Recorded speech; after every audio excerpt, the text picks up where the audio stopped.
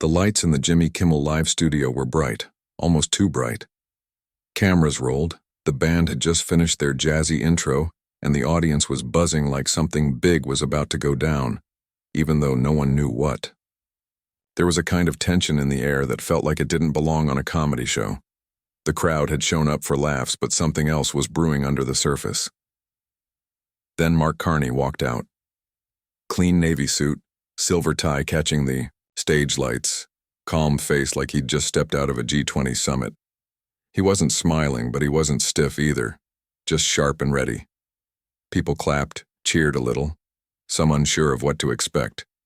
He nodded, took his seat, folded his hands, and waited. He looked serious. Not the kind of serious that ruins a party, but the kind that doesn't waste time pretending. Jimmy came out a moment later, all swagger and charm, tie loose, grin wide. The crowd lit up again. This was familiar. He waved, gave a wink, and slid into his spot behind the desk. "Mark," he said with a smirk, "you're Canada's new Prime Minister. Any chance you can fix our gas prices while you're here?" The audience laughed, some even clapped. It was a good line. Quick, easy, safe. Carney didn't laugh. He didn't even flinch. He smiled, but it was tight. "I'll stick to Canada's prices, Jimmy," he said, cool as ice. "But let's talk real solutions, not just laughs." His voice was calm, but the weight behind it was hard to miss. The room shifted. Laughter faded. Clapping stopped. Some people exchanged glances. The mood had changed, and no one could pretend it hadn't. No one knew it yet, but something was about to snap. This wasn't going to be another light segment or funny back and forth. This was the start of something different. Something people would be talking about long after the cameras stopped rolling. No one expected what would happen next. Jimmy leaned back in his chair, clearly enjoying the moment, ready to toss out another joke. But Carney didn't look like he came to play along. He shifted in his seat slightly, leaned forward, and said, "Your joke about gas prices, it's not just inflation, Jimmy, it's global trade, supply chains, labor costs. I've got data that shows." Jimmy cut in before he could finish. "Data? Mark, this isn't a press conference. You're on my show. Lighten up." He smiled, but there was a sharpness in his tone. The audience chuckled, but it wasn't full laughter anymore. Some people weren't sure whether they should laugh at all. A few clapped nervously, others just sat quiet, waiting to see where this would go. Carney didn't back off. "People are struggling to afford food and rent. That's not something I can joke about. I respect your platform, but I'm here to speak for them." His voice stayed calm, but there was heat behind his words now. Real heat. The air in the studio started to shift. What had started as light banter was turning into a real argument. Right there on live television, you could feel the crowd splitting. Some started clapping in support of Carney's seriousness, others laughed nervously, hoping Jimmy would turn it around. Phones came out. People were recording now just in case this went viral. Behind the cameras, the producers were moving fast. They weren't smiling. One was already speaking into a headset, checking with the control room. Another whispered something to the stage manager. Eyes locked on the two men going head-to-head on stage. This wasn't in the script. This wasn't even close. Jimmy tried to pull it back. "Look, Mark, people don't tune in to hear about trade, imbalances. They want to laugh. You're turning my monologue into a math class." But it didn't land. If anything, it made things worse. Carney shook his head. "People deserve more than jokes, Jimmy. They deserve to be heard." The tension thickened. Stage hands near the curtain took a step forward, just in case. Security, who normally blended into the background, started inching toward the edge of the set. They didn't act yet, but they were ready. What was supposed to be a short segment about politics and a few laughs had now turned into something else entirely, and nobody, especially not the people in charge, knew how it was going to end. Carney wasn't letting go. He leaned in, voice steady but louder now, eyes locked on Jimmy. "You joke about inflation, but real people are losing their homes. Families can't afford rent. Workers can't keep up with rising costs. These aren't just numbers to me, they're lives." Jimmy shifted in his chair, his smile starting to fade. He was trying to hold on to control, but it was slipping. All right, Mark, he said, clearly annoyed. You've made your point. But Carney wasn't done. Climate's not a trend, Jimmy. It's not a punchline. We've got wildfires, floods, people evacuating homes. It's not entertainment. It's urgent. The audience was dead quiet now.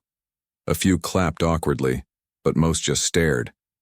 They weren't sure what they were watching anymore. This wasn't just a talk show segment. It felt like something real breaking through the screen. Jimmy finally lost his cool. He sat forward, voice sharper than before. You know what? You're done. You're tanking the show. Time to go. For a second, everything froze. Carney didn't move. He didn't blink. You're throwing me out because I'm telling the truth? You're not listening, Jimmy snapped. This is a late-night show, not Parliament. You want to give a speech? Do it somewhere else, not here. Carney stood up slowly. The mic on his jacket picked up his voice clearly. This isn't comedy, Jimmy, he said, looking out at the crowd. This is survival. Right then, 2 security guards stepped onto the stage. They didn't grab him, just waited beside him, giving him the chance to walk out on his own. Carney looked around one last time. Some people in the crowd were filming with their phones. Others were whispering. A few booed, but there were cheers too, loud and real. As he turned to leave, someone shouted from the crowd, "Let him speak!" Another voice yelled, "This isn't right!" The mix of reactions filled the room with noise, but nobody was laughing anymore. The camera crew didn't cut the feed. Producers in the back were frozen.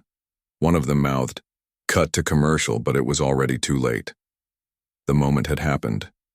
The story was live. Carney walked off the stage with security behind him, head high, not looking back. What started as a 5-minute guest spot had turned into the biggest moment of the night, and maybe the biggest moment the show had ever seen. Outside the studio, the air felt heavier. Cameras followed Carney as he stepped past the doors, security, still nearby but no longer touching him. Reporters had already gathered, drawn by the noise from inside. Microphones were raised, questions started flying. Carney didn't hesitate. He stopped, faced them head-on, and started speaking like nothing had knocked him off track. "Canadians deserve answers," he said clearly, eyes locked on the cameras. "Not punchlines." His voice was steady, louder, now in the open air, his words cutting through the noise from traffic and the low murmur of the growing crowd behind the press line. He didn't raise his voice, but every word hit hard. People back home are drowning in mortgage payments. Groceries cost more every week. Parents are working 2 jobs just to stay above water. And I'm supposed to laugh about that on national television? He looked around at the reporters, then toward the camera lenses. That's exactly what's wrong. Someone asked if he regretted speaking up. Carney shook his head. No, I regret that it shocked anyone. These struggles aren't new, they're just not being heard. By now, more people were gathering behind the reporters. Some had been in the audience and followed him out. Others were on the street, drawn in by the noise or the live tweets already going viral. Phones were up, recording from every angle.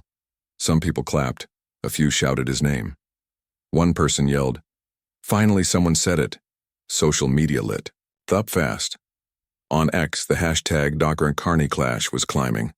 TikToks were already popping up from inside the studio, showing the moment Jimmy told him to leave. Some clips were captioned, "He got kicked out for telling the truth." Back inside the studio, producers scrambled to control the narrative. A spokesperson gave a short statement within minutes. Jimmy's show is meant to entertain. It wasn't the place for a political debate. It was meant to calm things down. Carney's response came almost immediately, just loud enough for the press mics to catch. "And that's exactly the problem," he said. "When real life shows up, they shut it down." The crowd outside kept growing. Reporters kept recording. Carney didn't leave. He stood there answering every question they threw at him. Calm, clear, and unwilling to pretend the stage behind him meant more than the lives he was trying to talk about. The fight hadn't ended inside. It had just moved out into the street. The internet didn't wait. Within minutes of Carney being kicked off the stage, clips were everywhere. On X, TikTok, and Instagram, short videos started popping up showing the moment Jimmy said, "You're done." And Carney stood his ground. One post had the caption, "He got kicked out for being real," and it was already at 500,000 views before the hour was up. The hashtag Carney Clash was trending across North America by midnight. People weren't just watching, they were reacting fast. Some clips focused on Carney's line, "This isn't comedy, this is survival." Others showed the crowd's mixed response, some cheering, others stunned silent. Videos from outside, the studio, where he spoke to reporters, were gaining just as much attention. One zoomed in as he told the press, "Canadians deserve answers, not punchlines." And the comments were blowing up. "He's right. Why aren't more leaders like this?" Respect. News outlets picked it up by the hour. Headlines. Rolled in, PM Carney clashes with Jimmy Kimmel on air. Late night turns real. Too honest for prime time. On TV and online, anchors and guests were split. Some said Carney was out of line for turning a comedy show into a political soapbox. Others said Kimmel couldn't handle someone calling out real problems on his stage. One panel show ran a full segment titled, "Was Carney too serious or was Kimmel too soft?" A host asked, "Should politicians stick to politics or speak wherever people are watching?" A guest fired back, "If not now, when? People need truth, even on comedy stages." Carney's press team wasn't staying quiet either. On X, they posted a short statement with one quote, "Truth isn't optional." It went viral in under an hour. The post was simple, white text on a black background, no hashtags, just the words. That quiet post said more than any press conference. It sparked a wave. People started reposting the quote over their own videos, adding voiceovers, even setting it to music. One TikTok had a slow piano track behind Carney's final words, and the comment section filled with, "This gave me chills." Under the noise, a shift was happening. Viewers were starting to side with him. It wasn't about politics anymore. It was about someone not backing down when most people would have smiled and left. A comment that hit over 80,000 likes said, "At best, he stood up. For once, someone did." That one moment on a late-night stage had become something bigger. Not just a clash between two public figures, but a ripple shaking through screens, headlines, and timelines. Carney didn't just get kicked off a show. He started something that no one could scroll past. Carney didn't leave right after the press questions slowed down. He stood there for a moment, surrounded by cameras, the crowd still growing. Then he reached into the inside pocket of his suit jacket and pulled out a tablet. It was small, black, easy to miss, until he held it, up for everyone to see. He tapped the screen, turned up the volume, and said, "These are the voices I brought with me." That was it. No shouting, no speech, just those words. The tablet started playing a video. It wasn't flashy. No music, no edits, just real people talking straight to the camera. A mother in Edmonton talking about how she skips meals so her kids can eat. A farmer in Saskatchewan explaining how rising fuel costs are killing his harvest. A factory worker in Windsor tearing up as he talks about being laid off after 20 years. The screen flickered between them, short clips, raw and honest. At first, the crowd was silent, just watching. Then it started, a soft murmur, a few gasps, someone crying. One woman near the front covered her mouth. Another whispered, "That's me. That's my story." A few people clapped, then more, and then the cheering began. It wasn't like a sports cheer. It was louder, messier, real. People started chanting again. "Carney! Carney!" a few shouted. "Play it again!" Phones were up everywhere. You could hear people crying and you could see it on their faces. They weren't crying for the show.